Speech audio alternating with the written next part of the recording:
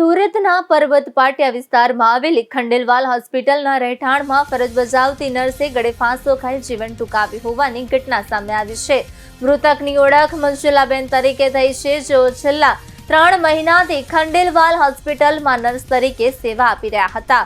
પ્રાથમિક માહિતી મુજબ મંજુલાબેનના 3 વર્ષ પહેલા લગ્ન થયા હતા। તેમના પતિ વડોદરામાં ખાનગી કંપનીમાં નોકરી કરે છે। મંજુલાબેન મૂળ છોટાઉદેપુર જિલ્લાના જેસર ગામના રહેવાસી હોવાનું જાણવા મળ્યું છે। ઘટનાની જાણ થતાં પોલીસ કાફલો સ્થળ પર પહોંચ્યો હતો અને મૃતદેહને પોસ્ટમોર્ટમ માટે મોકલી આપ્યો હતો। હાલ પોલીસે સમગ્ર મામલે પ્રાથમિક તપાસ શરૂ કરી છે। આપઘાત પાછળનું ચોક્કસ કારણ હજી સુધી સામે આવ્યું નથી અને પોલીસે વિવિધ પાસાઓને ધ્યાનમાં રાખીને વધુ તપાસ હાથ ધરી છે।